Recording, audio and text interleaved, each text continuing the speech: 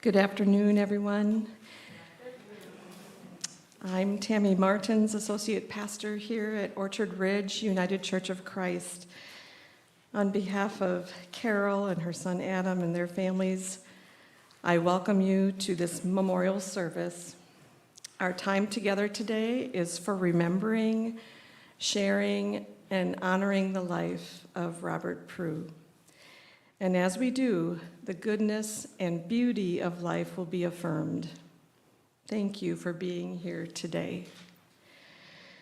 So as we begin, let us center our hearts on the divine love that draws us together as I offer this prayer.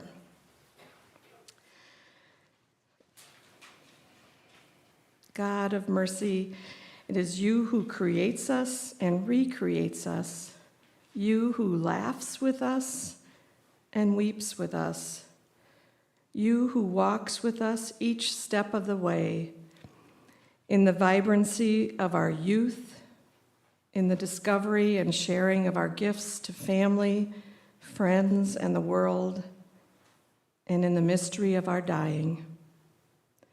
As we give thanks to all that Robert added to the lives around him, as we release our tears and sadness, as we say goodbye, we remember that you, God of comfort, is with us, and we are held in the grace of your welcoming and abiding presence. Amen. I'd like to read to you two passages from Ecclesiastes, which Robert chose to be read for the service today. For everything there is a season, a time for every matter under heaven, a time to be born and a time to die, a time to plant and a time to pluck up what is planted, a time to kill and a time to heal, a time to break down and a time to build up, a time to weep and a time to laugh, a time to mourn and a time to dance, a time to throw away stones and a time to gather stones together, a time to embrace and a time to refrain from embracing, a time to seek and a time to lose, a time to keep and a time to throw away, a time to tear and a time to sow, a time to keep silence and a time to speak, a time to love and a time to hate, a time for war and a time for peace. A generation goes and a generation comes, but the earth remains forever. The sun rises and the sun goes down and hurries to the place where it rises. The wind blows to the south and goes around to the north. Round and round goes the wind, and on its circuits the wind returns.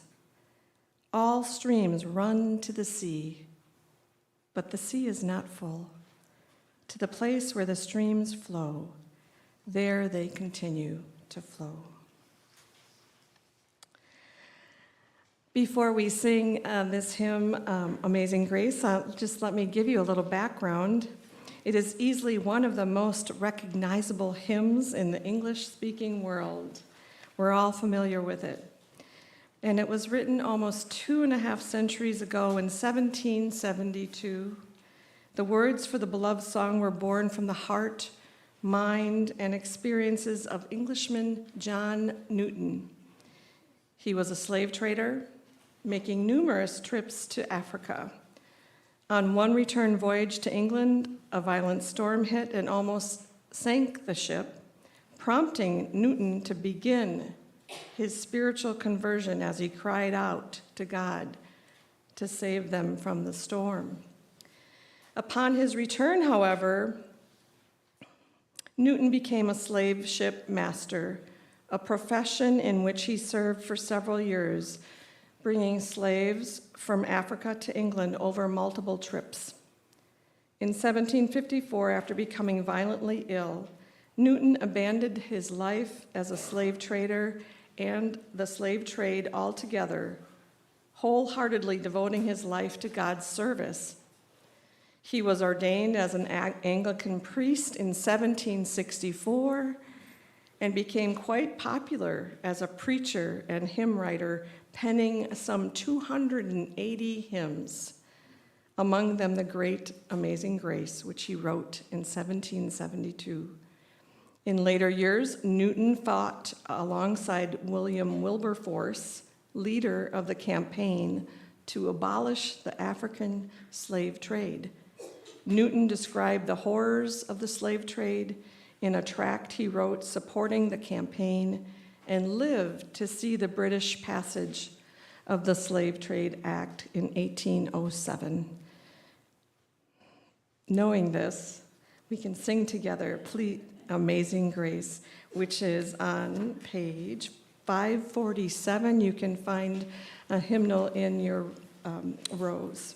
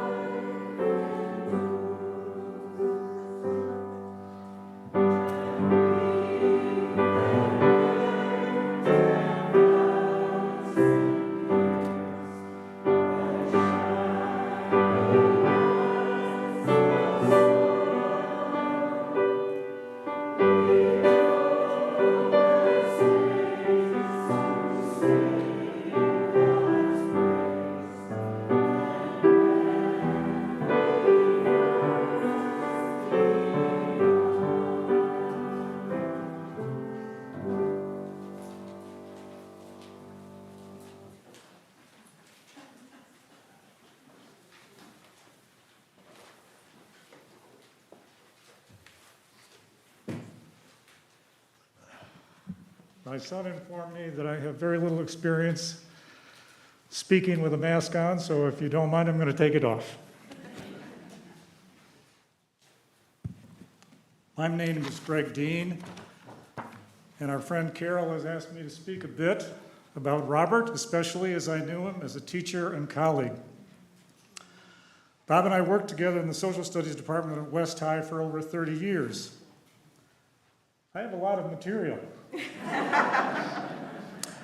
Now, that's one risk in asking me to speak. The other is that I'm a lifelong Bears fan who Bob delighted in taunting and bedeviling. And since his Green Bay Packers were usually victorious against my Bears, he had a great deal of fun over the years. Carol, I appreciate your trust and your willingness to accept and welcome others, even those with unpopular loyalties, a trait that you and Bob exemplified in ways both large and small throughout your lives. I promise that my sports passions will not diminish my praise for Bob's exceptional teaching career, as well as his roles as a valued colleague and dedicated activist. Here goes. As a classroom teacher, Bob's reputation with students and staff was excellent. He had an accessible, inviting manner that made students feel welcome in his classes. Students knew that Bob cared about them. He possessed a contagious enthusiasm for his subject matter, which was an invaluable asset in creating student interest in his courses. He communicated what he knew with clarity and energy, an especially noteworthy achievement with 3 different preparations as his typical assignment. Within the context of this demanding teaching load, he relied upon a discussion-oriented teaching style to engage his students in the learning process. Critical to the success of this approach was his ability to create a safe and supportive environment where students felt comfortable expressing their views, even when their views differed from the majority opinion. Quick diversion. A former student of Bob's, who was a Bush supporter and the only Bush supporter in his political science class, commented that she had the highest respect for Bob because of the way he conducted these discussions. She said that, I don't know how he did it. I knew Mr. Prugh was liberally inclined, but she never once felt that his biases made her in any way feel diminished. She felt that her opinions were valued, just as I mentioned, and so I thought that was kind of a great tribute to him, that he could perform in front of his kids and run a discussion so fairly and objectively. Back to my comments. While students knew they would be challenged to defend their positions with evidence, they also knew their viewpoints would be respected. These discussions were always lively. He had a great sense of humor that put his students at ease and made it fun to be in his classes. Learning and having fun were not mutually exclusive for him. Conversations with former students were revealing. They described Mr. Prugh as student-centered, warm, knowledgeable, funny, enthusiastic, and good at thinking on his feet. What separated Bob from many excellent teachers was his consistently strong performance over 33 years. His enthusiasm remained high. He read the New York Times on a daily basis to keep abreast of the constantly changing issues that he'd have to deal with in his political science classes. He challenged his students to justify the reasoning behind their positions, thereby making discussions more meaningful and thought-provoking. Most important, perhaps, the student letters he received after retiring that Bob had had an enduring impact on their lives well past their years at West High School. Bob's teaching was not limited to the classroom, however. For a centerpiece of his philosophy was providing his students with experiences that underscored the connection between the classroom and reality. He accomplished this in a variety of ways. He chaperoned trips to Oconomowoc for the Wisconsin Political Caucus, to DC, and to the former Soviet Union. He made participation in political campaigns a requirement for his students. And students could just select the campaign of their choice. They didn't necessarily have to work for either a Democrat or Republican or whatever. During election cycles, his political science students sponsored a school-wide mock primary in the spring and an all-school mock election in the fall. Furthermore, he organized candidate forums for mayoral and congressional races that were open to the entire student body, providing an opportunity for students to meet the candidates and question them about their stands on the issues. Bob also helped arrange a series of family and community town suppers at the White Horse Inn, which served as issue forums for students and parents, focusing upon such topics as gun control, the Electoral College, hate speech, affirmative action, the drinking age, doctor-assisted suicide, and medical marijuana. In 1992, he was a major organizer of an all-day school-wide mock convention, which involved over 300 social studies students from grades 9 through 12. Students learned about parliamentary procedure, developed a party platform, delivered nominating speeches on behalf of the leading presidential contenders, and bargained various state delegates for votes for their preferred choices for president and vice president. The students learned a great deal about the convention process and enjoyed the hands-on participation. Another reason Bob's teaching was so effective was that he practiced what he preached in terms of participation. He volunteered to work the polls on election days. He participated in voter registration drives. He canvassed extensively during the campaign seasons. In 2008, he assumed a significant leadership role as a canvassing organizer for his political district. I remember attending a meeting at his house along with 25 to 30 other volunteers, some of whom are here today. He provided us with campaign literature, divided us into groups, assigned us to specific precincts, and dispatched us to various precincts throughout his ward for door-to-door canvassing. It was easily the most exciting volunteer effort I'd ever participated in, and one of the reasons it made it so exciting is we won. Most experts can see that the Democrats' ground game in 2008 was superior to the Republicans and contributed to Obama's victory and the Democrats' strong showing nationwide. Bob Prugh was one of the many local volunteers across the country who made that possible. It was not surprising that Bob, the master teacher, was also a wonderful colleague. Working with him provided me with some of the most rewarding moments of my teaching career. We both taught an American history class, and during his last 5 years at West, we shared a common prep hour. Lucky for me. Bob proved to be a great sounding board. We had many discussions about topics and themes we would emphasize during our various units, readings beyond the text, controversial issues we would use for discussions, possible guest speakers that the kids might enjoy, and videos that might enhance our students' learning experiences.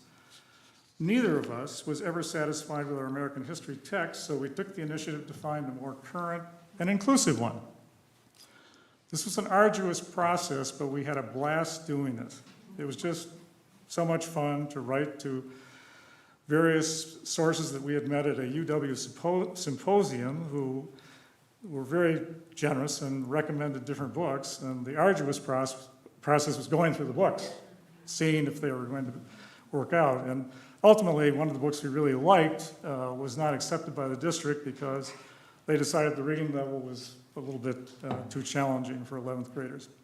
But ultimately, we managed to find a book that we were both happy with, and it was just nice to have a far superior book to the one we had been using. Now, another big part of Bob's collegiality was serving as a mentor to student teachers. It was his way of giving back to the teaching profession. One of his interns credited Bob with teaching her how to develop meaningful curriculum and run class discussions.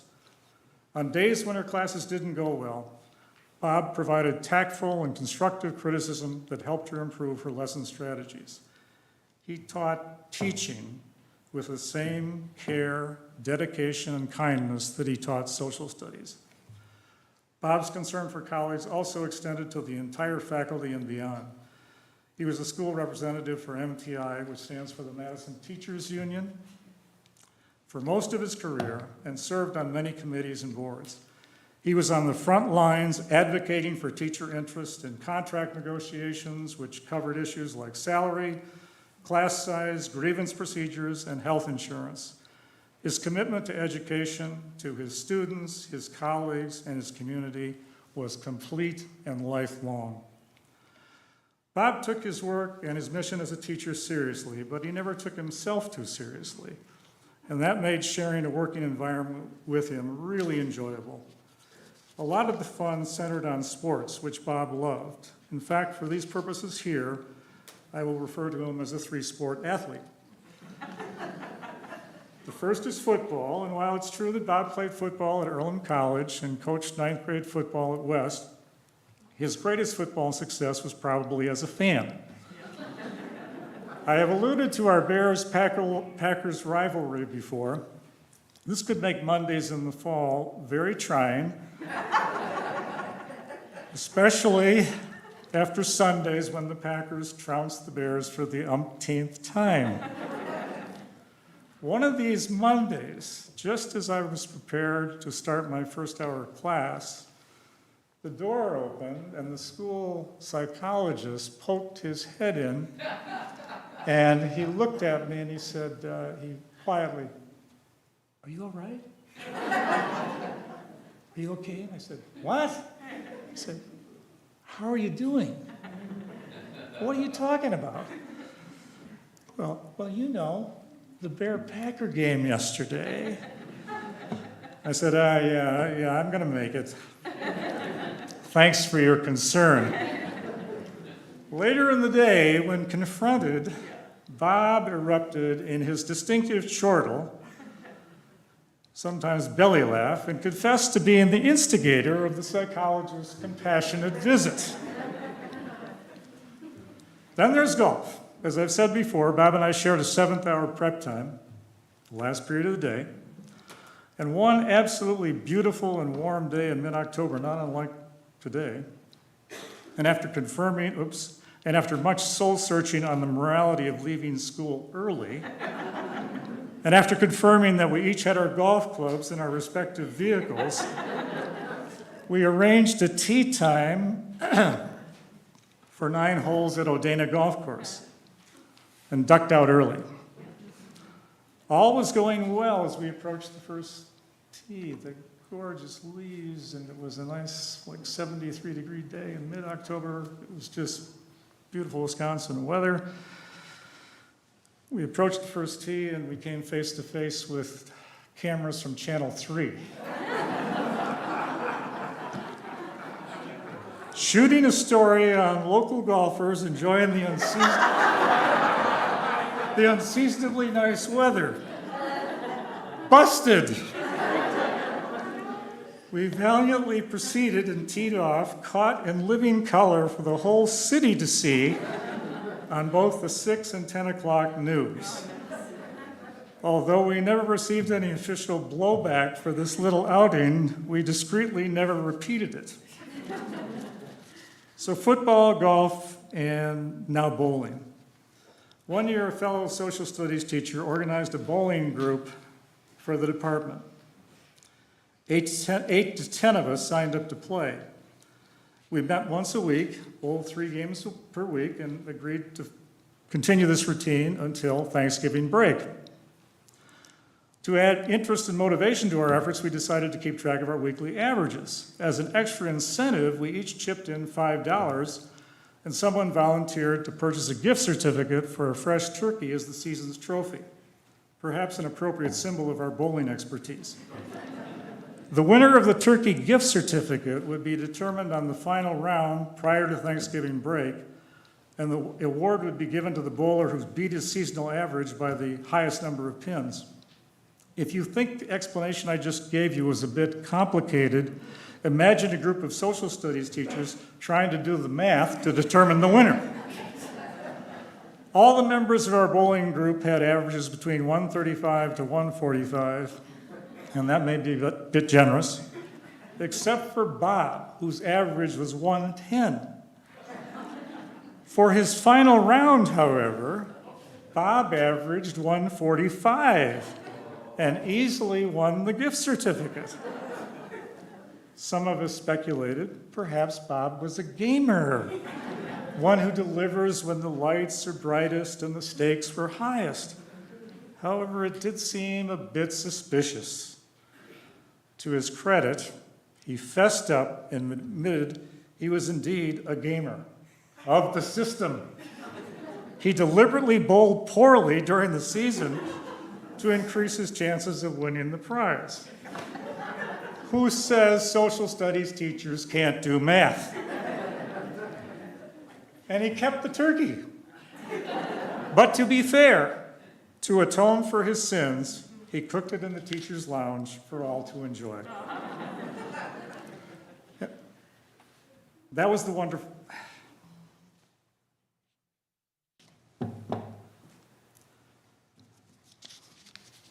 was the wonderful thing about Bob.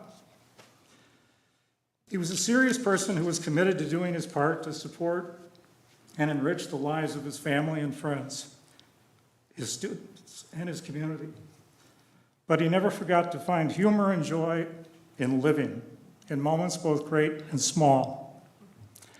It's comforting for me to know that he was able to know just how deeply he was appreciated by his students and peers.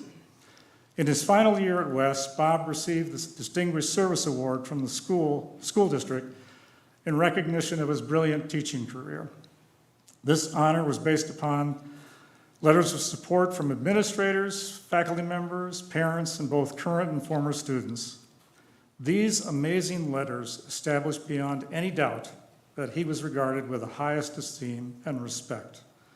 One of these letters came from U.S. Senator Tammy Baldwin, a former student, who wrote, "Mr. Prugh was one of those rare teachers who left a lasting impact on my life.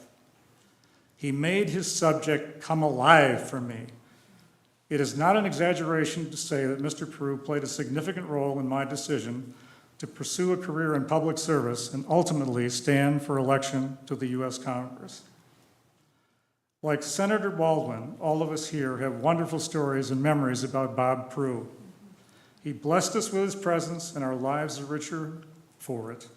Well done, Robert. Well done.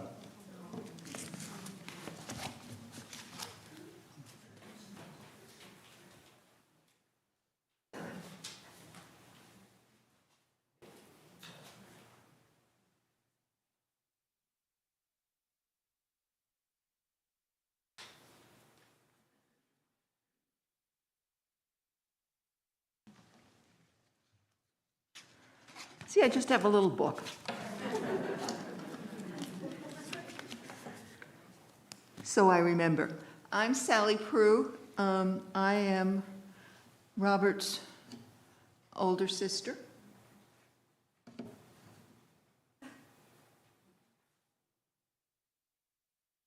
This, I have to go back here, I guess, is Robert Prugh. This is also Bob. You mostly know him as Bob.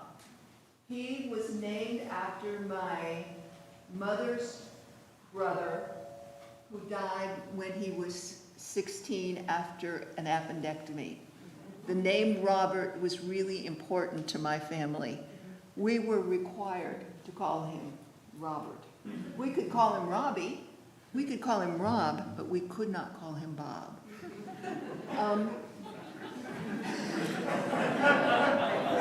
I asked him after he was here, did he want me to call him Bob? He said, "No, I am Robert."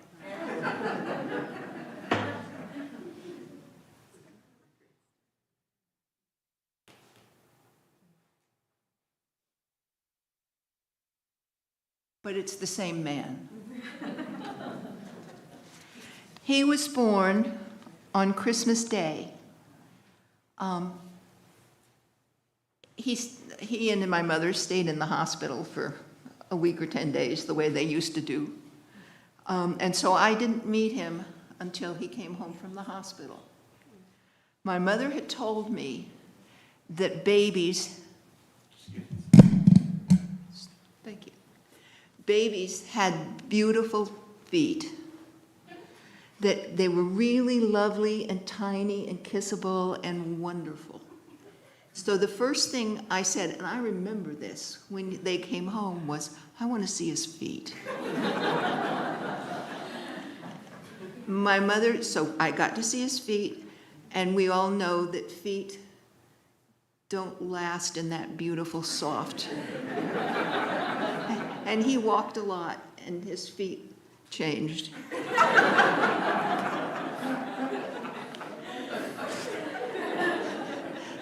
Because he was born on Christmas Day, it's really hard to share a birthday with Jesus. So our family celebrated birthdays a lot. And he had a half birthday on June 25th every year. And The only jealousy I ever had with Robert was that he had 2 birthday cakes, because we had one at Christmas too, you know. But because I was 4.5 years older than he, I wasn't jealous the way my 2-year-old sister was. I was his mother. I thought I was his mother. And I had loved him ever since. Growing up, we had some adventures.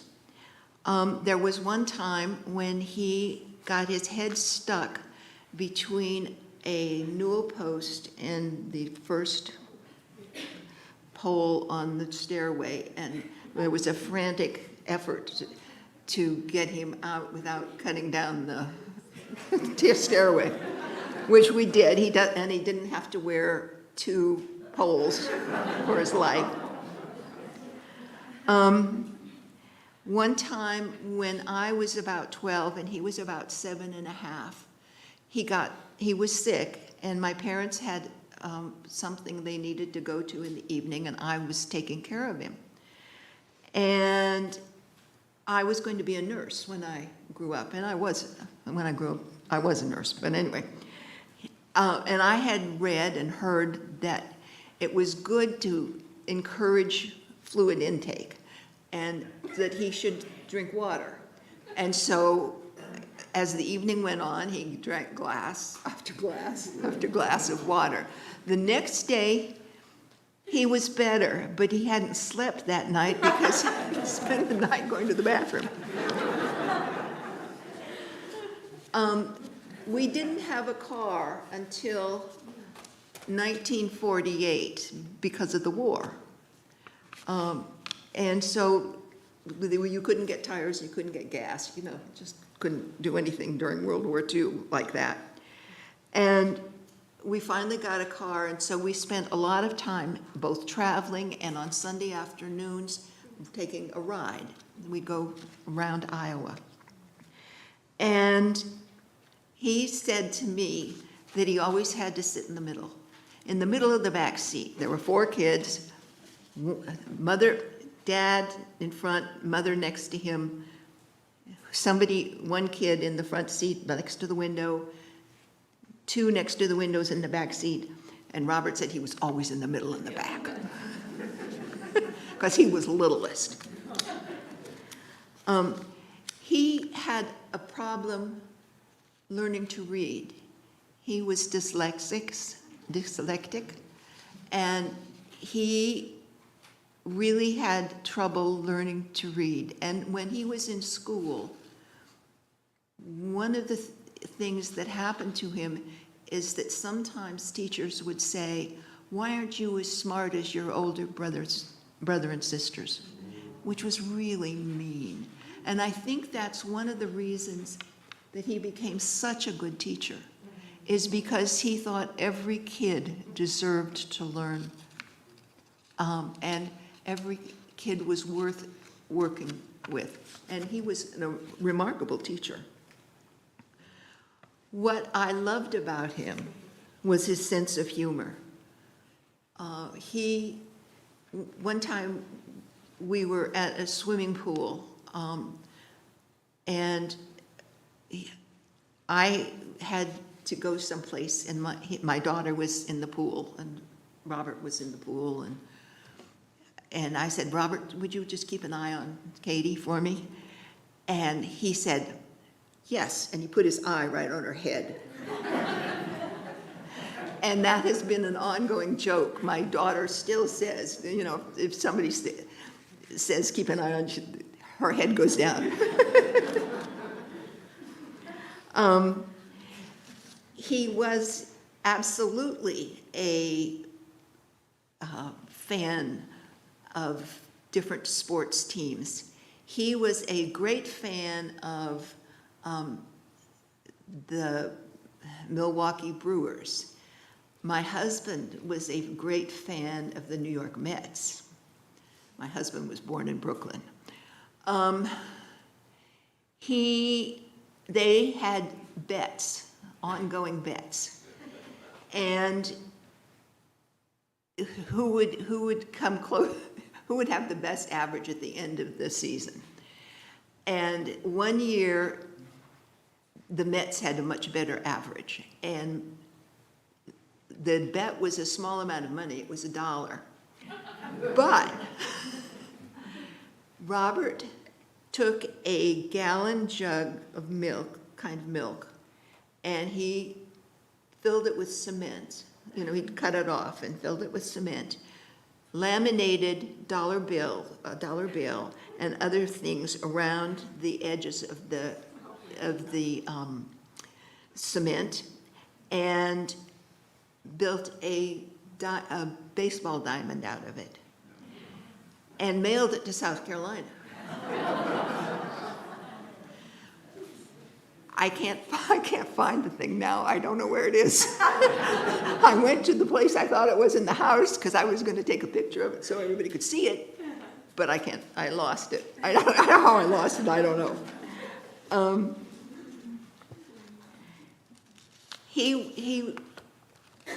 I miss him dearly because he was one of the people in this world who would make me laugh until I cried. We just, you know, tend to be sort of, have an ironic sense of humor,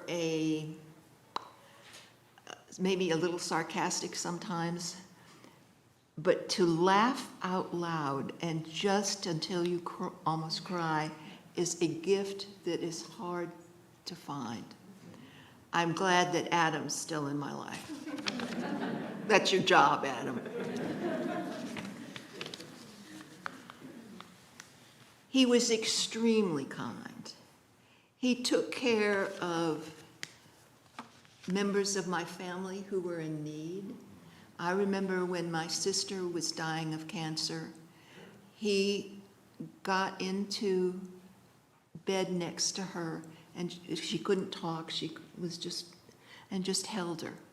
And I was so impressed with that. When I had a knee replacement, a shoulder job, he came to South Carolina and helped me, because this was after my husband died and I needed somebody there.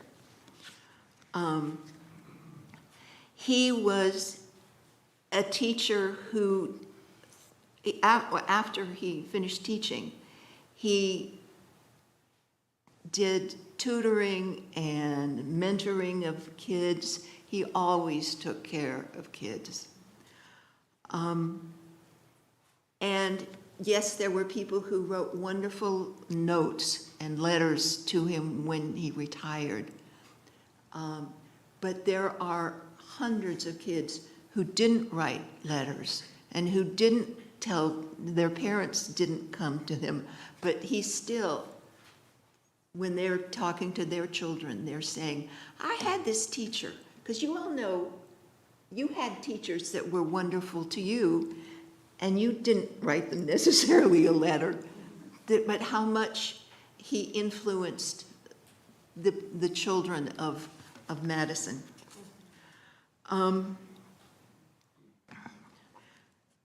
I love talking politics with him. And he was one of the people that I would call up and say, hey, what do you think? What do you think is going on? And this is particularly important because I live in South Carolina.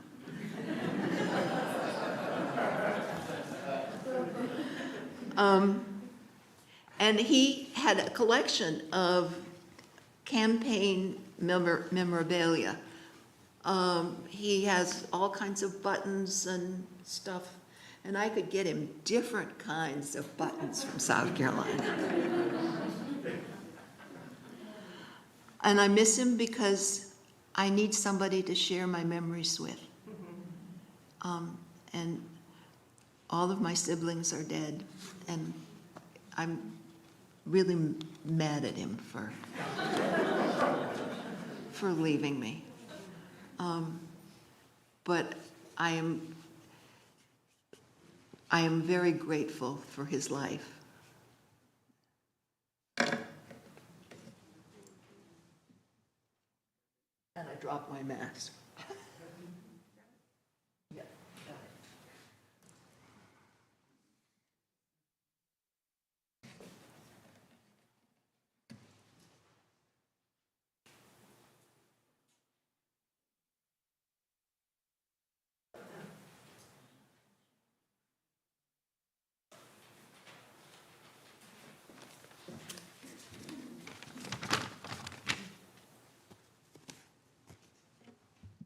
Hello, everyone.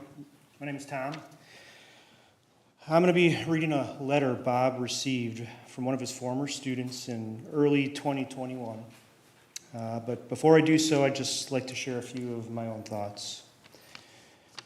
I've known Bob and Carol and Adam for 40 years and counting. Adam was one of my closest friends growing up. I spent a lot of time at their home on Randall Avenue, and Bob and Carol were like my second parents. Bob is going to go down as one of the most popular teachers to walk the hallways of Madison West Senior High. He made a positive impact on countless kids over his 33 years he taught there. I remember early in my high school days being told by my buddy's upper-class brother, if you can, you got to get Mr. Prugh. He's the best. So I did, and he was. Even after my days at West, I recall my younger sister Chelsea telling me how much she and her friends loved Mr. Prugh and what a great teacher they thought he was. Honestly, I don't recall anyone bad-mouthing him, which is pretty impressive when your students range from ages 15 to 18. And while he was an amazing teacher, I was also fortunate enough to know him outside of the classroom. Because before Bob was my teacher, he was one of my chaperones, along with Carol, on the 1994 Madison Metropolitan School District trip to Europe. I was very nervous about traveling without any family, but having a father figure like Bob to lean on was a great comfort to someone like me who had never been out of the country before.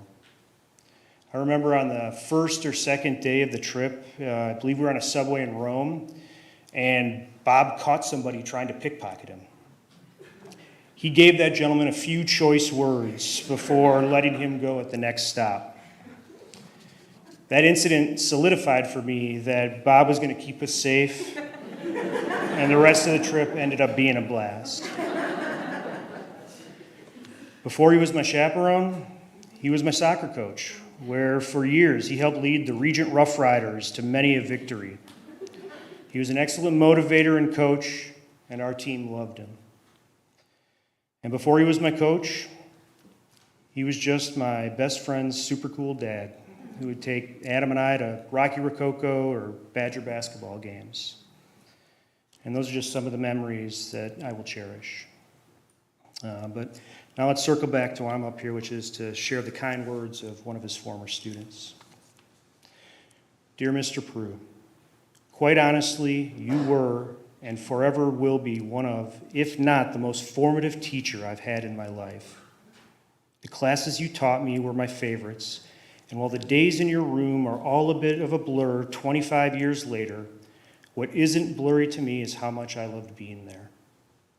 You taught me how to think critically about things like the Tuskegee syphilis study, or is there such a thing as a just war?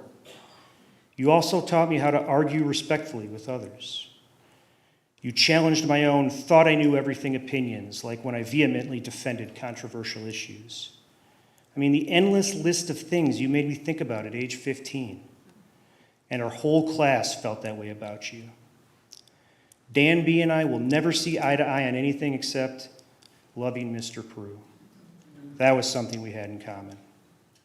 So thank you. I'm so thankful you are in this world and that my path crossed yours decades ago, because I do believe I am part of who I am today from having had you as a teacher. I'm so sorry that you're going through this, that you're having to face this reality sooner than is fair. As a raised-gene atheist, I've never tried to make sense of why some of the best people on the planet get such bad health luck, but I hate it every single time it happens. Sending you hugs for however much time you have, and hopefully this isn't coming across like a death certificate, but rather as a toast to you that you're still around to read. Hugs also to your wonderful family.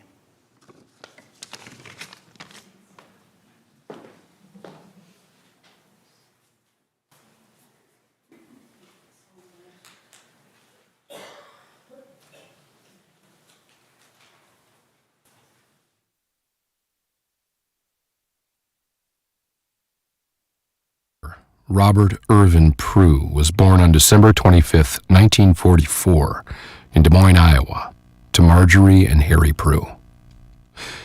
He was the youngest of 4 children.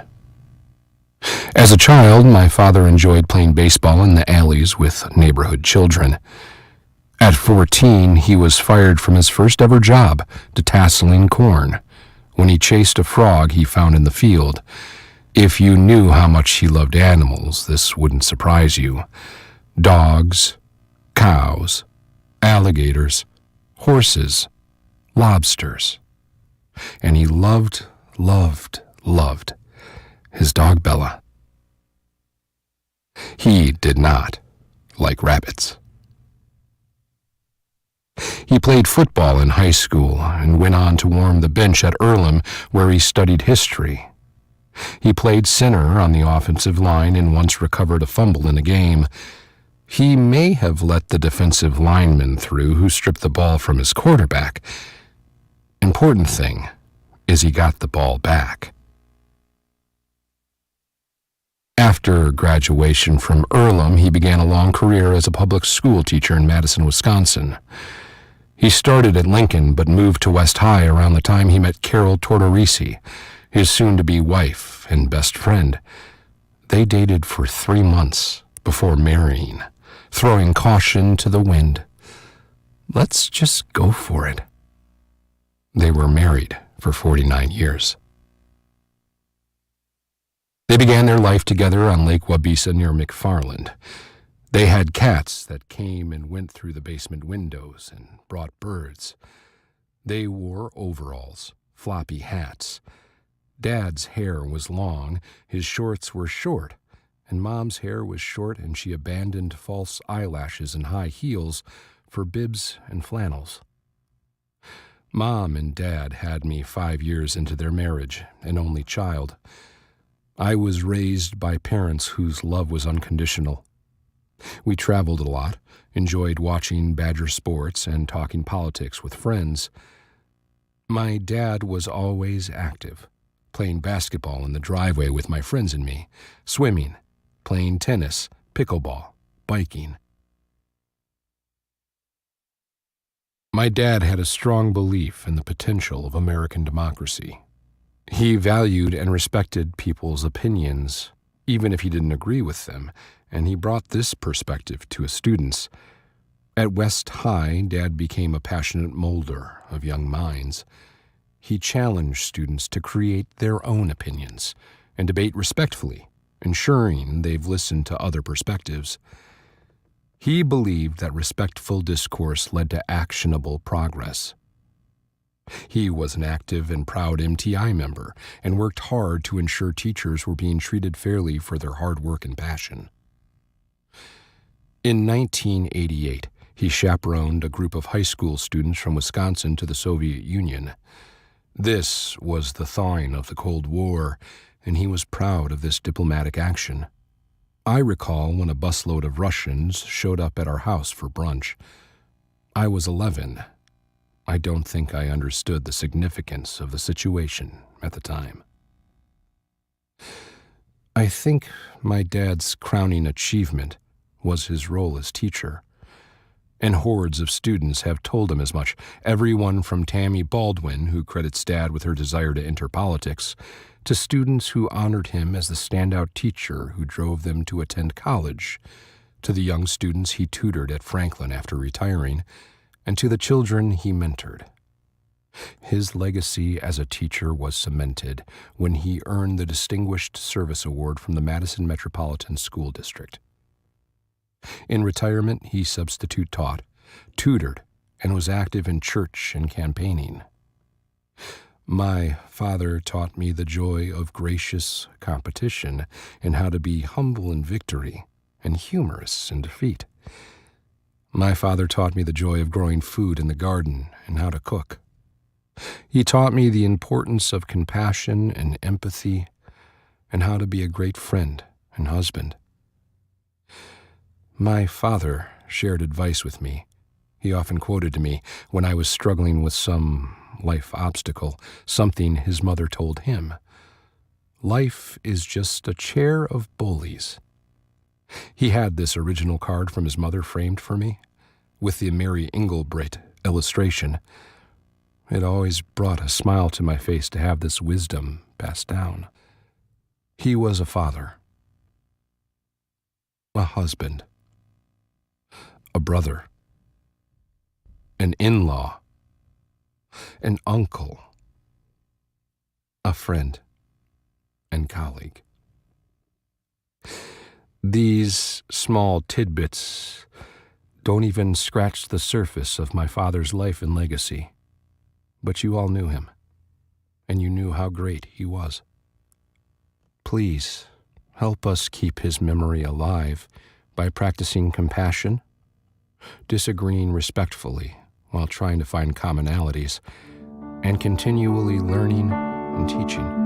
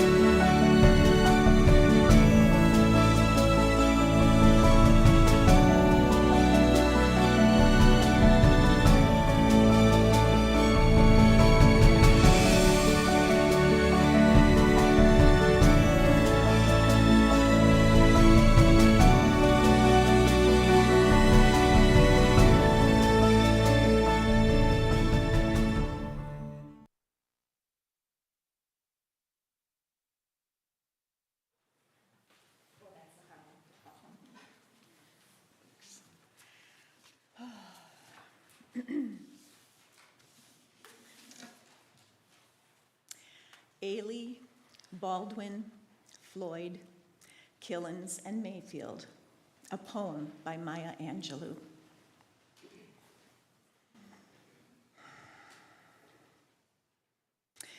When great trees fall, rocks on distant hills shudder. Lions hunker down in tall grasses, and even elephants lumber after safety. When great trees fall in forests, small things recoil into silence, their senses eroded beyond fear. When great souls die, the air around us becomes light, rare, sterile. We breathe briefly. Our eyes briefly see with hurtful clarity. Our memory, suddenly sharpened, examines, gnaws on kind words unsaid, promised walks never taken. Great souls die, and our reality, bound to them, takes leave of us. Our souls, dependent upon their nurture, now shrink, wizened. Our minds, formed and informed by their radiance, fall away. We are not so much maddened as reduced to the unutterable ignorance of dark, cold caves.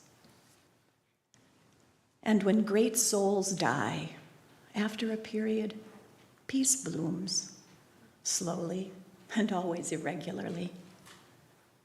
Spaces fill with a kind of soothing electric vibration, our senses restored, never to be the same, whisper to us. They existed. They existed. we can be and be better, for they existed.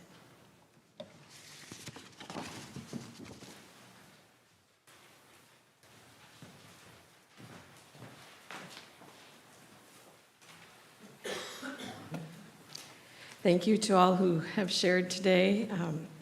We're grateful for all of the memories and stories of Robert's life. In the book of Micah in the Old Testament, there's this passage that reads, "What does the Lord require of you? To do justice, love kindness, and walk humbly with your God."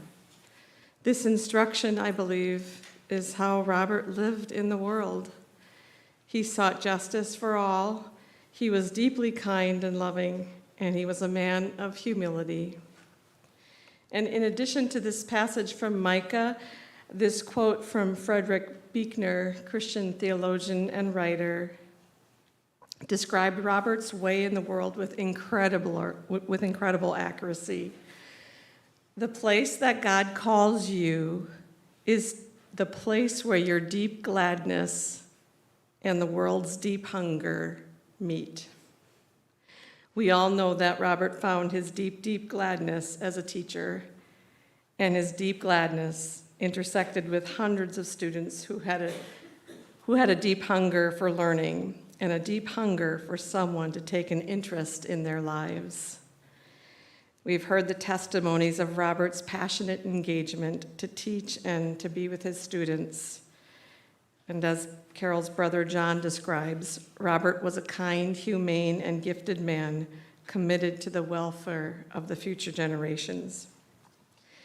I met Robert and Carol when they first started to come to Orchard Ridge here at this church, and I got a little taste of Robert's personality at a simulation experience that we had here in 2015 that was led by a chaplain who was involved in prison ministry. This particular activity was meant to help us understand the difficulties one faces when people are released from prison. There were about 50 of us from our church, including youth and adults, and we were all given a role to play in the simulation. Well, Robert ended up in my family, and he was to play a fourth grade boy with an attitude. And Robert had no problem jumping into that role at all. My son Gabe was supposed to be the dad, and he did not know what to do with Robert. I was really grateful for this introduction to Robert. In the last 2 years, I was able to visit Robert frequently. It was a time for me to hear more stories about Robert's life, stories that often centered on his two greatest loves, his teaching career and his family. Robert's passion to do justice was central to his role as teacher, and this was obviously evident in so many ways in and out of the classroom. In addition to teaching, he had an interest in conflict mediation and was trained in mediation skills, and he brought these skills to West High and assisted students to work through their conflict, guiding them through a process of reconciliation. He believed in the best of humanity and our ability to solve problems and get through disagreements. And again, as Carol's brother John shares, Robert enjoyed a good argument. He had such faith in the potential of American society. And of course, Robert's love and devotion to his family were without question. Carol and Robert exhibited a love for each other that was tender and real. Their trust and faith in each other fueled their many, many years of marriage. They shared a zest for life and learning that deepened their love and commitment to each other. To have such a relationship is truly a gift, and it's a gift that keeps on giving. And of course, Robert also shared about his son, Adam, and he was a proud, proud father and valued deeply his time with Adam. There was a steadfastness between Robert and Adam that brought a sense of calm, especially in these past couple years. So some of my time with Robert was making decisions about what Robert wanted in this memorial service, And then working on this together led to numerous conversations about death and dying. Facing our own death and dying is the hardest life task set before us. Robert faced this task with honest questions about suffering, sharing candidly about some regrets he had, finding ways to laugh and be present in the moment to his loved ones and to his friends and to his dog Bella, and seeking solace in the mystery of prayer. Indeed, Robert fulfilled his calling in life, doing justice, loving and extending kindness, all wrapped up in a spirit of humility. I would give Robert an A+. Blessed are they who die in the Lord. They now rest from their labors, and their deeds follow them. Amen. Please join in singing hymn number 581, Lead Us from Death to Life.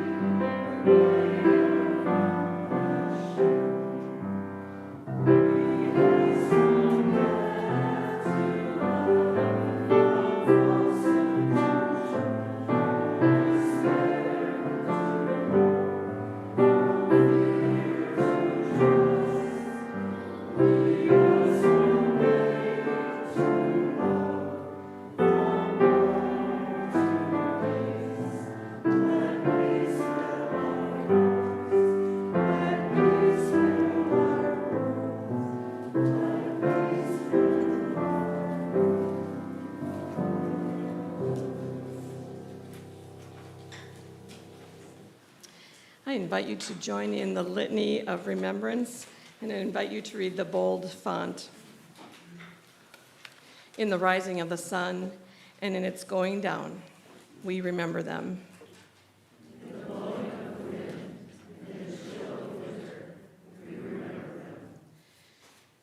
In the opening of the buds and in the rebirth of spring, we remember them.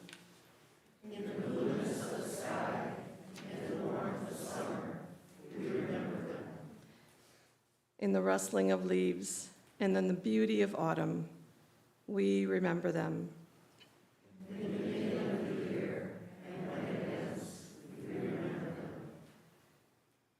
When we are weary and in need of strength, we remember them.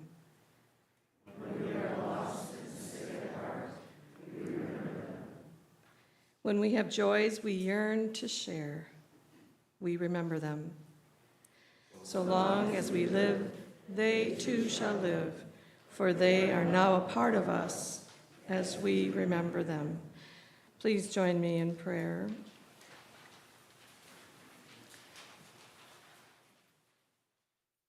Loving God, you have shared with us the life of Robert Prugh. For all that Robert has given us to make us what we are, for that of him which lives and grows in each of us, and for his life that in your love will never end, we give you thanks. Robert's life infused with compassion, service, and a commitment to justice has inspired us, and for that we are deeply grateful, O God. We especially remember Carol and Adam, Sally, and their families. Give them a deep and abiding trust that you are with them, that you know the sense of grief and sorrow they are carrying. May they experience love and grace as they are comforted by friends and family who help to carry their suffering. Comfort us in our loneliness, strengthen us in our weakness, and give us courage to face the future unafraid. Draw those of us who remain in this life closer to one another. Help us to be faithful to serve one another and follow in the ways of justice. And now may the Lord bless you and keep you. May the Lord make her face to shine upon you and be gracious unto you. May the Lord look upon you with favor and grant you peace. Amen.